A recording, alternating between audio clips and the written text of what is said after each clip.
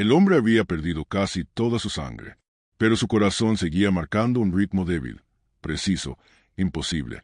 Y aún así, el cuerpo insistía. Ese día, la ciencia tembló. El doctor Aurelio Serrano tenía 54 años y un cansancio antiguo en la mirada. Había dedicado su vida a comprender el corazón humano, convencido de que ese músculo obedecía a leyes estrictas, inmutables, matemáticas. Para él, la fisiología era un orden inquebrantable. La vida seguía reglas. La muerte también. Entre ambas, no había espacio para la ambigüedad. O el corazón latía con sangre suficiente o dejaba de latir. No existían territorios intermedios. No había grises fisiológicos. Durante 30 años de práctica médica, Serrano había confiado en esa certeza. Había visto cientos de corazones detenerse. Había intentado reanimarlos con las técnicas rudimentarias de su época. Algunos volvían, la mayoría no, pero siempre había una lógica. Siempre había una explicación que conectaba causa y efecto. Sangre, oxígeno, presión, ritmo. Variables que podían medirse, predecirse, controlarse. Nada lo había desafiado. Nada lo había hecho dudar. Hasta aquella noche de invierno de 1914. La ciudad estaba sumida en un silencio tenso. El hospital improvisado ocupaba lo que alguna vez fue un edificio administrativo. Los pasillos olían a queroseno y algodón húmedo. Las lámparas parpadeaban con cada ráfaga de viento. El frío entraba por las ventanas mal selladas. No había calefacción adecuada. No había equipos modernos. Solo había voluntad y conocimiento básico intentando sostener vidas en condiciones precarias. Serrano estaba terminando sus notas cuando escuchó pasos apresurados en el corredor. 2 camilleros entraban con urgencia contenida. Llevaban un cuerpo cubierto hasta el pecho con una manta militar. Lo dejaron sobre la mesa de exploración sin decir palabra. Uno de ellos negó con la cabeza antes de irse. El otro simplemente miró al suelo. Serrano se acercó. Retiró la manta lentamente. Y lo que vio lo detuvo un instante. Manuel Rojas, 32 años. Obrero ferroviario. Había sufrido un accidente en las vías. Una herida profunda en el muslo izquierdo. Hemorragia masiva. Llegaba después de 3 horas de traslado en carreta. 3 horas sin atención médica. 3 horas en un estado que ningún manual describía como compatible con vida. Estaba pálido de un modo que parecía imposible para un ser vivo. No era la palidez del shock. Era otra cosa. Como si la vida se hubiera retirado dejando apenas una presencia mínima. Los labios no tenían color. Las manos estaban frías como piedra. Los ojos cerrados parecían hundidos. No tiene pulso, murmuró uno de los asistentes jóvenes que había permanecido cerca. Está frío, demasiado frío, añadió otro. Serrano no respondió inmediatamente. Colocó 2 dedos sobre la arteria carótida. Esperó. Nada. Movió los dedos buscando mejor posición. Presionó con más firmeza. Silencio fisiológico. Intentó en la arteria femoral. Tampoco. El pulso, esa señal básica de vida, había desaparecido. Pero algo no encajaba. El tórax subía apenas. Un movimiento tan mínimo que podría confundirse con una ilusión. Pero estaba ahí, como si el cuerpo recordara cómo respirar. Como si los pulmones insistieran en llenarse aunque no hubiera razón para hacerlo. Un movimiento débil, irregular, pero presente. Serrano acercó su estetoscopio de madera al pecho con cuidado reverente. Apoyó la campana sobre el esternón. Cerró los ojos para concentrarse mejor. Y entonces lo escuchó. No era un ritmo. No era el latido ordenado que había estudiado en cada uno de sus pacientes. Era algo distinto. Golpes aislados. Separados por silencios largos, inquietantes, como un tambor tocando sin patrón, como un corazón que había olvidado cómo ser corazón pero se negaba a rendirse. Verificó la presión arterial con el esfigmomanómetro rudimentario. La aguja no se movió. 0. Técnicamente, ese hombre no tenía presión suficiente para sostener la vida. Técnicamente, debería estar muerto. Examinó las extremidades. Estaban frías al tacto, sin llenado capilar. Presionó la uña de pulgar. No hubo retorno de color. La piel permanecía blanca, como mármol. Todo indicaba ausencia de circulación periférica. Todo indicaba un cuerpo que había cruzado la frontera. Pero entonces vio algo que lo hizo detenerse. Las pupilas. Tomó una lámpara pequeña y la acercó a los ojos del paciente. Levantó el párpado izquierdo con cuidado. Dirigió la luz, y la pupila reaccionó. No mucho, no con la rapidez de un ojo sano, pero se contrajo. Lentamente, deliberadamente, como si un sistema nervioso profundo siguiera operando en silencio. Repitió la prueba en el ojo derecho. Misma respuesta, lenta pero presente, inequívoca. El cuerpo insistía en vivir. Serrano se quedó inmóvil un momento. Sus 30 años de experiencia le decían que esto no era posible. Un cuerpo sin signos vitales convencionales no podía tener reflejos pupilares activos. No podía tener conciencia residual. No podía mantener funciones neurológicas básicas. Y sin embargo, la teoría decía que nada podía hacerse. Los libros que había estudiado en la universidad eran claros. La pérdida masiva llevaba al colapso cardiovascular irreversible. Sin volumen circulante, el corazón no podía generar presión. Sin presión, los órganos vitales no recibían oxígeno. Sin oxígeno, la muerte celular comenzaba en minutos. Era una cascada inevitable, una secuencia sin retorno. Pero Serrano no siguió la teoría en ese momento. Siguió al cuerpo. Siguió esos golpes irregulares que resonaban en el pecho. Siguió esa pupila que insistía en responder. Siguió ese movimiento mínimo del tórax que sugería voluntad donde no debería haber ninguna. Y decidió intentarlo. Caliente en la sala, ordenó con voz firme. Traigan mantas limpias. Preparen compresas tibias. Necesito agua caliente, no hirviendo. Y que alguien encuentre vendajes limpios. Los asistentes se miraron entre sí con expresión confundida. Uno de ellos, el más joven, se atrevió a preguntar. Doctor, ¿qué podemos hacer? No tenemos forma de transfundir. No hay donantes. No hay equipos. ¿Qué sentido tiene? Serrano lo interrumpió sin quitar los ojos del paciente. Observar primero. El cuerpo dirá el resto. No era una respuesta científica. No era un protocolo establecido. Era intuición. Era experiencia transformada en instinto. Era la convicción de que algo estaba ocurriendo que merecía ser presenciado, no interrumpido. Los asistentes obedecieron en silencio. Encendieron un brasero improvisado en la esquina de la sala. Trajeron mantas de lana. Calentaron agua en recipientes de metal. El aire frío comenzó a ceder lentamente. La temperatura subió apenas unos grados, pero fue suficiente para cambiar la atmósfera de la habitación. Serrano trabajaba con movimientos precisos, pero sin prisa. Cubrió el cuerpo de Manuel con las mantas, dejando expuesto solo el tórax y la herida en el muslo. Limpió la laceración con cuidado. Era profunda, sí, pero la hemorragia había cesado. No porque la herida se hubiera cerrado, sino porque el cuerpo ya no tenía más que perder. Aplicó un vendaje compresivo, no para detener algo que ya se había detenido, sino para proteger, para mantener la integridad de lo que quedaba. Cuando retiró la última manta que cubría el brazo izquierdo del paciente para verificar nuevamente el pulso, ocurrió lo imposible. La mano del paciente se elevó, apenas unos centímetros, con una lentitud que parecía sobrenatural. No fue un espasmo, no fue un reflejo involuntario, fue un gesto humano, controlado, intencional, como si Manuel estuviera intentando alcanzar algo, o como si estuviera afirmando, aún estoy aquí. El aire en la sala se volvió más pesado. Los asistentes retrocedieron instintivamente. Uno de ellos dejó escapar un sonido ahogado. El otro se persignó sin darse cuenta. Serrano no retrocedió. Extendió su propia mano y la colocó bajo la del paciente. Los dedos de Manuel se cerraron débilmente alrededor de los suyos. Fue un contacto frío, casi sin fuerza, pero estaba ahí. Comunicación sin palabras. Vida afirmándose en el borde del abismo. Está consciente, murmuró Serrano, más para sí mismo que para los otros. En algún nivel profundo, él está consciente. Sabía que esa mano no era un error fisiológico. No era un espasmo muscular causado por hipoxia. Era una declaración. Una prueba de que algo más que reflejos operaba dentro de ese cuerpo. Durante los siguientes minutos, Serrano realizó un examen más detallado. Cada hallazgo lo sumergía más profundo en el misterio. El cuerpo operaba en un estado que ningún libro describía. Las venas del cuello estaban colapsadas.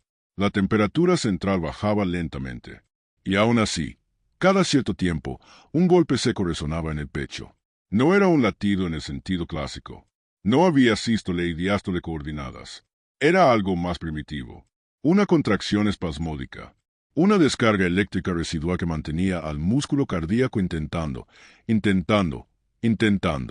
Serrano colocó su mano directamente sobre el pecho de Manuel, sin el estetoscopio. Quería sentir, no solo escuchar. Y lo que sintió fue asombroso. Bajo la piel fría, bajo las costillas, había un temblor. No era un ritmo, era resistencia. Una forma primitiva de conservar la vida. El corazón no bombeaba correctamente, pero seguía moviéndose. Seguía contrayéndose, como si tuviera memoria propia, como si supiera que detenerse era rendirse. Esto no es un ritmo, murmuró Serrano en voz baja. Esto es voluntad. Los asistentes no entendieron. Para ellos, un corazón que no latía correctamente era un corazón que fallaba. Pero Serrano veía otra cosa. Veía un órgano que había encontrado una forma alternativa de existir. Una forma que ningún libro describía. Una forma que la medicina de 1914 no tenía palabras para nombrar. Aplicó compresas tibias sobre el abdomen y el pecho, evitando la herida. El calor externo podía ayudar a preservar la temperatura corporal central. Sin circulación adecuada, el cuerpo perdía calor rápidamente. Y con el frío venía el colapso metabólico irreversible. Elevó las piernas de Manuel colocando mantas enrolladas bajo los tobillos. Una técnica simple para favorecer el retorno venoso hacia el corazón. Si había, aunque fuera un poco de volumen circulando, quería que llegara a los órganos vitales.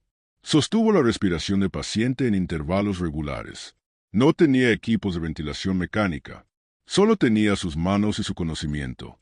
Colocaba una mano sobre el esternón, la otra sobre el abdomen, y presionaba suavemente siguiendo el ritmo que el cuerpo intentaba mantener. No era reanimación cardiopulmonar en el sentido moderno.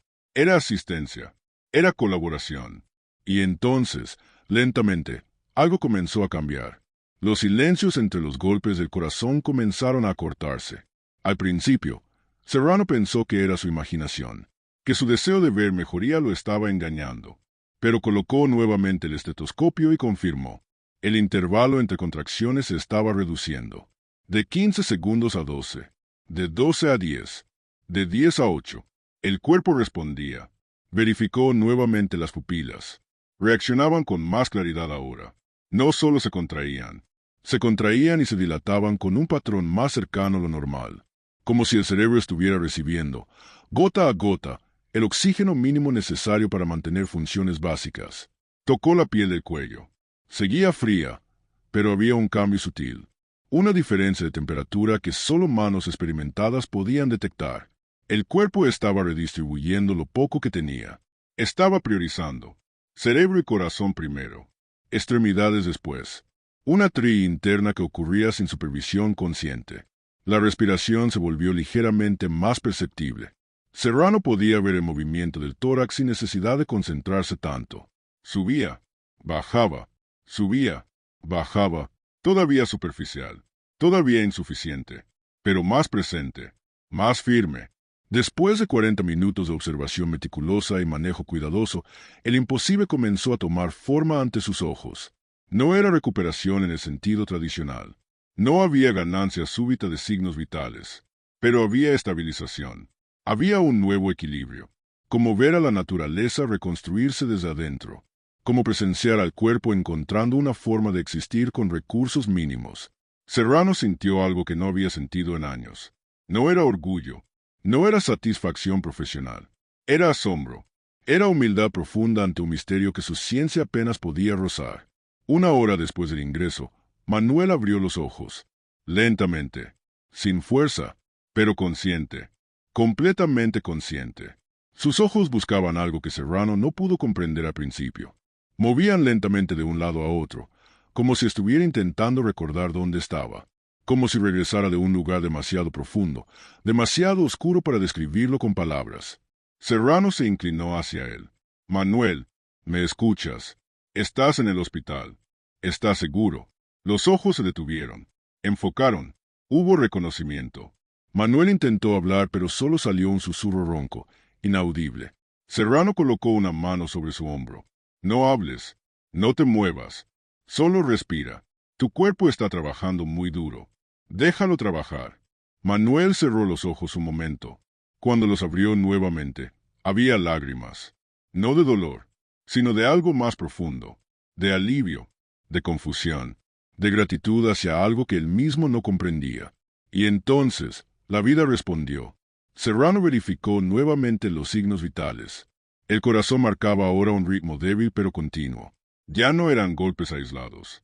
Era una secuencia. No perfecta, no saludable, pero funcional.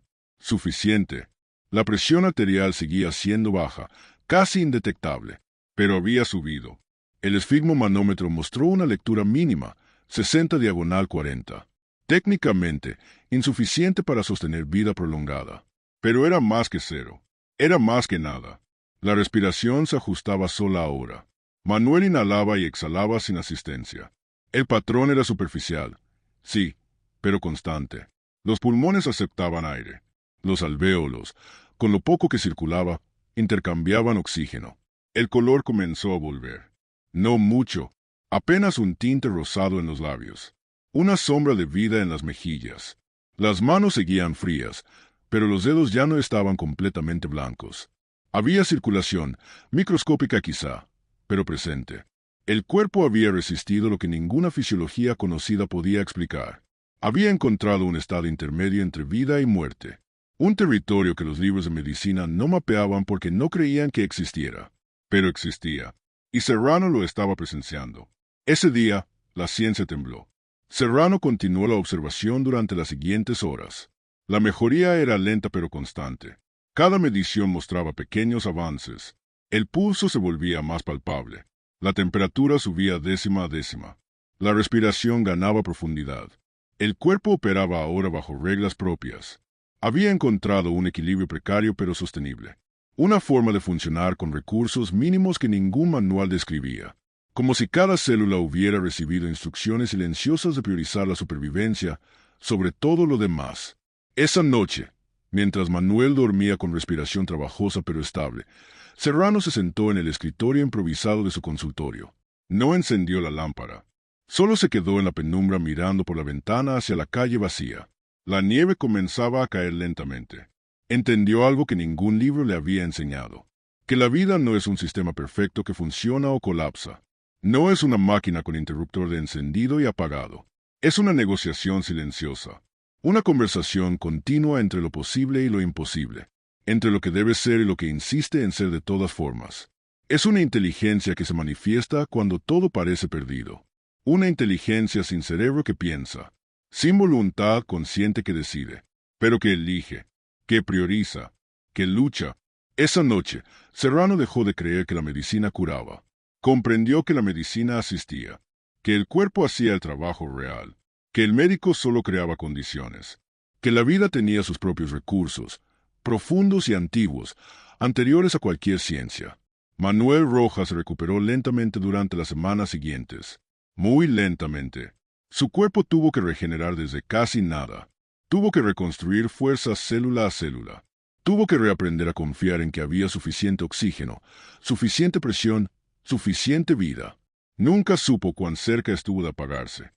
Nunca comprendió completamente qué había ocurrido en esas primeras horas. Solo sabía que había sentido frío. Mucho frío. Y luego oscuridad. Y luego una voz que le pedía respirar. Y había respirado. Serrano tampoco registró el caso oficialmente. No escribió un artículo para las revistas médicas. No presentó el fenómeno en conferencias. Sabía que nadie le creería. Que lo acusarían de exageración.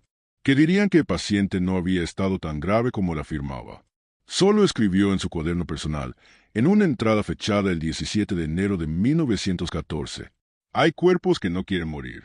Y cuando deciden resistir, cuando encuentran esa reserva oculta que ningún manual describe, la ciencia solo puede observar con respeto. Solo puede asistir con humildad. Solo puede agradecer el privilegio de presenciar algo que trasciende todo conocimiento. Cerró el cuaderno y lo guardó en el cajón más profundo de su escritorio. Junto a otros casos inexplicables, junto a otros momentos en que la vida había demostrado ser más sabia que sus teorías. Décadas después, los estudios sobre shock y supervivencia extrema comenzarían a explorar lo que Serrano había visto aquella noche. La medicina descubriría conceptos como presión mínima compatible con vida y circulación de emergencia. Estudiaría cómo el cuerpo puede redistribuir recursos cuando enfrenta escasez extrema. Cómo puede reducir su metabolismo. ¿Cómo puede priorizar órganos vitales sacrificando funciones periféricas? Todo eso confirmaría lo que Serrano supo en 1914, que la vida, A veces, continúa incluso cuando todo parece haberla abandonado, que tiene mecanismos de defensa tan profundos que operan más allá de la conciencia, más allá del conocimiento médico, más allá de las leyes que creemos absolutas, que el cuerpo humano no es solo anatomía, es también voluntad manifestada en carne, es inteligencia sin pensamiento, es la negativa profunda, celular, molecular, a rendirse sin antes haber agotado todo recurso posible, y que el mejor médico no es el que intenta controlar esa fuerza, es el que aprende a reconocerla, a respetarla, a crear las condiciones mínimas para que esa fuerza haga su trabajo. Manuel Rojas vivió 20 años más después de aquella noche. Volvió a trabajar en el ferrocarril. Formó una familia. Nunca olvidó al doctor Serrano. Cada año, en enero, le enviaba una carta breve. No decía mucho. Solo, sigo aquí. Gracias. Y Serrano guardaba cada carta como evidencia, no de su habilidad médica, sino de algo más grande, de la capacidad de la vida para insistir, para encontrar caminos donde no los hay, para existir contra toda probabilidad. Archivo anatómico, donde la medicina revela sus secretos.